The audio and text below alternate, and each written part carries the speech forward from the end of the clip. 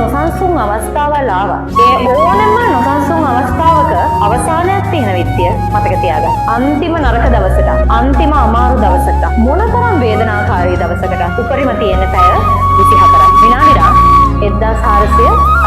ඔයිට එහා දවසක් ඇතුලේ නරක වෙන්න වෙලාවක් ඔයාට නැහැ. නොසන්සුන් වෙන්න වෙලාවකුත් නැහැ. ඒ නිසා දවස ගැන විශ්වාස කරන්න. තමන්ගේ ජීවිතය ගැන විශ්වාස කරන්න. සරලවම තමුන්ව විශ්වාස කරන්න. තමුන්ව දරා ගන්න. ඒක තමයි